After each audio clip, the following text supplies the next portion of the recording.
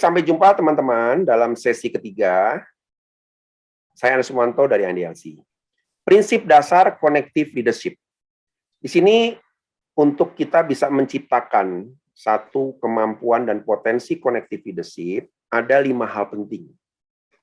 Yang pertama, bersikap positif, proaktif, dan tidak gampang menyerah dalam berbagai macam situasi. Lalu yang kedua, bertindak jujur, disiplin, dan menjunjung tinggi etika. Kita lihat nanti kenapa etika ini menjadi kunci dasar dalam penerapan connective leadership. Yang ketiga, berkomunikasi dengan jelas dan saling membangun antara rekan, bawahan, dan atasan.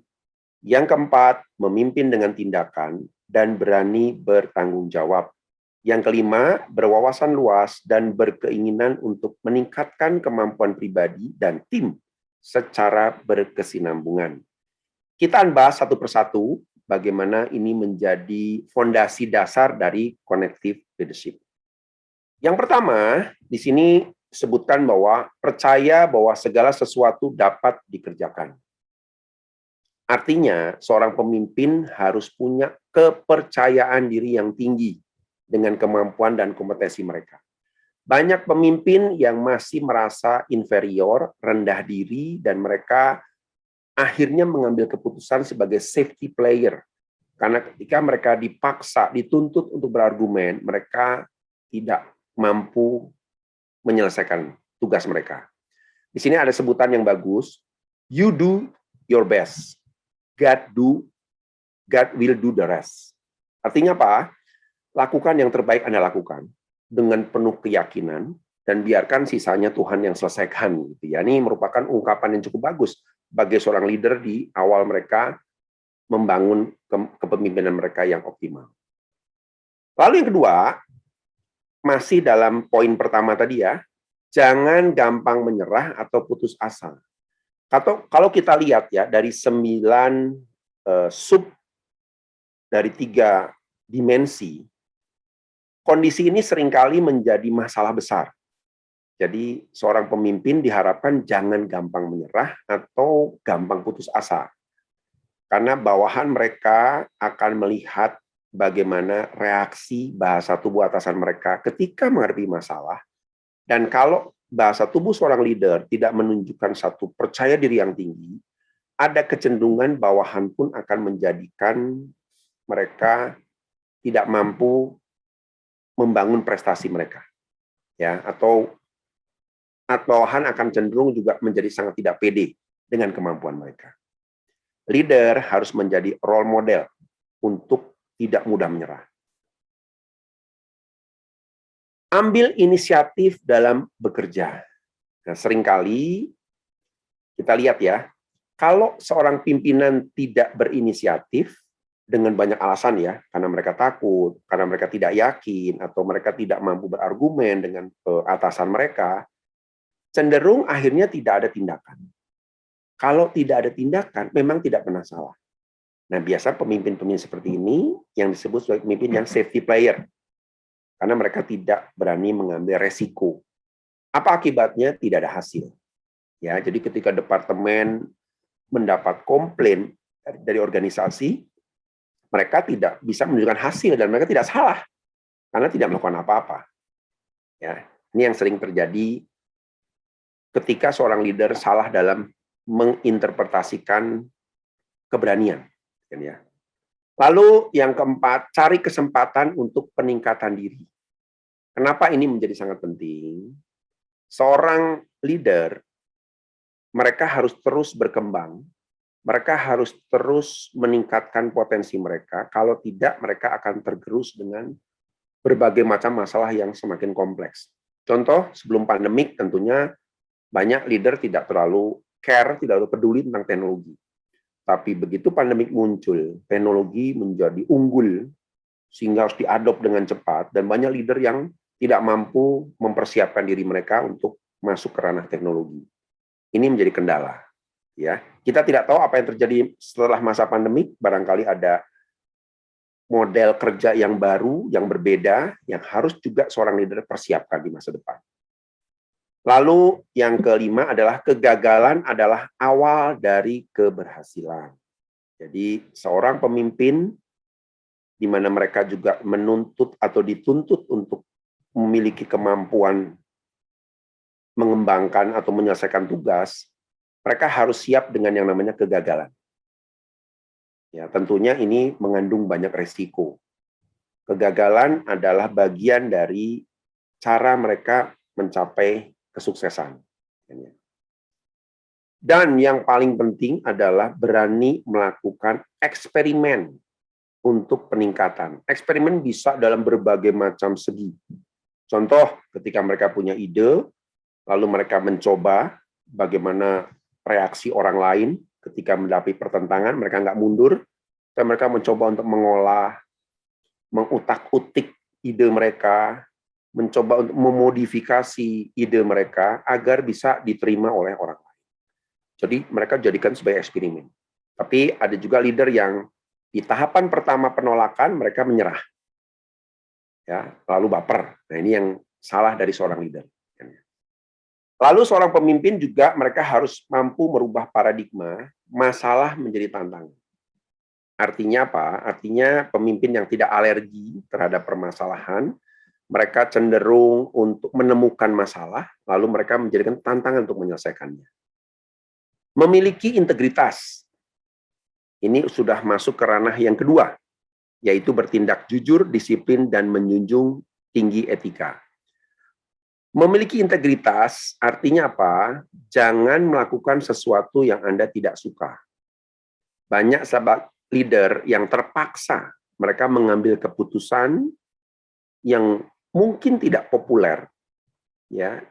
Namun sebenarnya mereka tahu itu seringkali merupakan jalan keluar yang harus mereka lakukan. Jadi artinya mereka harus memilih dan memilah antara suka, tapi juga mereka harus punya prinsip untuk menyelesaikan tugas mereka. Poin berikutnya adalah rubah paradigma Anda dan membuat masalah menjadi tantangan. Seorang leader tidak harus menjadikan masalah sebagai sesuatu yang menakutkan. Bahkan leader yang baik adalah leader yang selalu mencari masalah dan menjadikan itu sebagai tantangan untuk menyelesaikannya. Nah, untuk poin kedua, yang bertindak jujur, disiplin, dan menjunjung tinggi etika, di sini ada bagaimana seorang leadership harus memiliki integritas. Jangan lakukan sesuatu yang Anda tidak suka. Artinya apa? Anda di sini akan berhadapan dengan banyak orang, banyak konflik, banyak situasi yang mungkin tidak menyenangkan.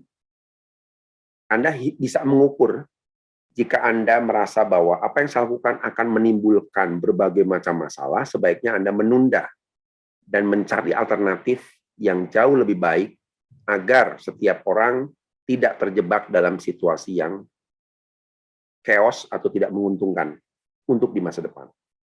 Lalu, luangkan waktu setengah jam sehari untuk berpikir secara tenang. Nah, di sini menarik ya, banyak sekali leader yang overthinking terhadap sesuatu, tapi isinya kekhawatiran. Mereka sudah terlalu overload dengan banyak micromanagement yang mereka lakukan, namun mereka tidak meluangkan waktu untuk berpikir sejenak, menenangkan pikiran, berpikir secara fokus pada hal-hal yang penting. Nah, di sini kalau kita lihat gambaran gunung es, jangan menutupi masalah. Banyak leader membiarkan masalah karena mereka menganggap itu akan hilang begitu saja. Itu akan terselesaikan dengan sendirinya mengikuti waktu. Tidak. Leader yang baik adalah leader yang selalu menyelesaikan setiap masalah sekecil apapun. Contoh, gosip. Gosip di kalangan bawahan kita. Kalau Anda nggak care untuk menyelesaikan, itu jadi besar. Jadi bola salju, bola liar, karena informasi biasanya informasi yang diciptakan oleh masing-masing orang. Nah, Anda sebagai leader, Anda punya kewajiban untuk menengahi, memfasilitasi, memberikan penjelasan yang benar. Sehingga masalah cepat selesai. Selesaikan masalah pada waktu dini. Ya, jadi sebelum menjadi besar, sebaiknya Anda segerakan. Gitu ya. Jadi setiap hari, Anda coba list, ada berapa masalah yang muncul, ada berapa isu yang muncul. Anda kategorikan. Mana isu yang berpotensi besar, mana isu yang berpotensi menengah, dan mana isu yang kecil. Potensi besar jadi hukum Pareto. Anda harus segera selesaikan itu, karena itu bisa menjadikan bom waktu. Taati peraturan sebaik mungkin.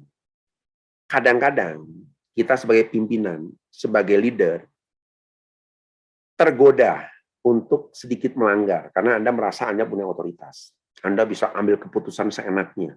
Anda bisa ambil tindakan yang menurut Anda baik saat itu. Tapi ingat, semua yang Anda putuskan harus sesuai dengan aturan main yang sudah disepakati. Entah itu SOP, entah itu job desk, entah itu kebijakan, entah itu peraturan.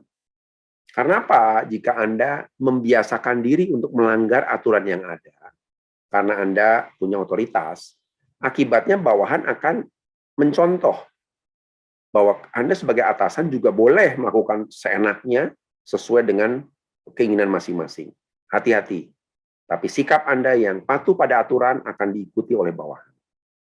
Reputasi ada sesuatu yang membuat Anda dihargai dan menambah nilai tambah diri Anda. Connective leadership harus selalu menjadi mercusuar. Karena orang akan melihat bagaimana reputasi Anda ini membuat Anda bisa diandalkan, satu, membuat Anda bisa dipercaya, dua, yang ketiga, membuat orang akan melihat Anda sebagai orang yang bisa problem solver. Menjadi tempat untuk menyelesaikan masalah. Lalu yang ketiga, di sini ada komunikasi dengan jelas, dan saling membangun antara rekan, bawahan, atau atasan. Yaitu proaktif berkomunikasi berdasarkan fakta. Hati-hati, Anda sebagai leader tidak boleh berbicara berdasarkan opini atau berdasarkan intuisi. Anda harus berbicara berdasarkan fakta dan data yang aktual. Mengapa connective leadership punya kewajiban untuk memiliki kompetensi gathering data, membaca data, menganalisa dengan baik, dengan logika yang clear dan jelas. Hindari gosip negatif, karena ini juga bisa menjadi permasalahan. Artinya apa? Anda sebagai orang di level tertentu, yang dimana orang lain menganggap setiap kata-kata yang Anda ucapkan adalah instruksi, adalah peraturan, adalah kebijakan. Sehingga ketika Anda menyampaikan satu berita yang tidak benar, bisa jadi ditangkap negatif oleh bawahan. Nah, ini sangat berbahaya sekali. Bawahan akan melihat bahwa, oh, ini ada berita baru. Padahal Anda pada saat menyebutkan bukan hal yang formal. Tapi bawahan menjadikan itu sebagai kartu as, kunci untuk menjatuhkan orang lain bahkan. Hindari gosip yang negatif. Ketika menyampaikan sesuatu, pastikan apa dan mengapa disampaikan dengan jelas. Sebagai seorang leader, memang Anda dituntut untuk tidak malas menjelaskan sesuatu. Mungkin pertanyaan bawahan akan berulang. Bawahan Anda ada 10 dan setiap orang bertanya hal yang sama. Kadang-kadang ya sudah dengerin yang lain, sudah dengerin si A, si B. Hati-hati. Karena setiap informasi yang disampaikan, kalau informasi dia sampai langsung pada orangnya akan menambah. Yang ini berbahaya sekali, yang mengakibatkan informasi tidak lagi clear dan jelas. Hormati semua bawahan, rekan, atau atasan. Respect ini penting. Dan kebetulan hal ini yang sering menjadi hal yang sudah luntur dewasa ini. Padahal dengan kita menghormati, kita menghargai, akan membangun trust yang tinggi, sehingga dalam bekerja pun orang merasa aman dan nyaman. Berikutnya, cari kesempatan untuk berinteraksi dan meningkatkan hubungan. Apa artinya? Artinya seorang connective leadership, mereka juga harus terus mengimprove kemampuan komunikasi dan interpersonal skill. Interpersonal dan komunikasi adalah dua hal yang berbeda. Komunikasi bicara bagaimana saya mengolah kata-kata, sehingga menjadi pengertian buat orang lain. Interpersonal melibatkan emosi yang membuat orang lain merasa nyaman ketika berkomunikasi dengan kita. Ya, jadi kuncinya adalah interpersonal skill. Berikutnya, berikan dukungan kepada semua orang. Banyak sekali leader ketika mereka menduduki posisi memimpin satu departemen, pikiran mereka menjadi silo. Yang penting departemen saya, yang penting unit saya. Mereka lupa Ketika mereka jadi manajer departemen, mereka harus punya helikopter view melihat seluruh organisasi dengan clear. Dan bagaimana mereka harus membangun interaksi dengan lintas departemen. Jadi jangan sibuk hanya melihat departemennya. Sehingga Anda menjadi raja kecil yang tidak paham organisasi, tapi sibuk untuk membela bahkan kesalahan dari bawahan kita sendiri. Nah, itu yang berbahaya sekali. Beri umpan balik positif atas kerja atau pendapat orang lain. Tentunya apa yang dilakukan bawahan tidaklah sempurna pada awalnya. Namun Anda juga punya kewajiban untuk memberikan respect, memberikan apresiasi dengan apa yang sudah mereka lakukan. Seringkali bawahan Anda berniat positif mengambil keputusan dan mengambil satu tindakan. Hargai, namun Anda juga harus bisa memberikan arahan sebaiknya apa yang harus atau tepat mereka lakukan. Rebut hatinya, Anda akan dapatkan segalanya. Inilah kunci penting di tahapan ketiga. Jadi kalau Anda bisa membuat orang lain menghargai apa yang Anda lakukan, secara emosional, Anda akan lebih mudah mempengaruhi orang banyak di bawah Anda. Baik, sesi ini sudah berakhir, kita lanjutkan pada sesi berikutnya.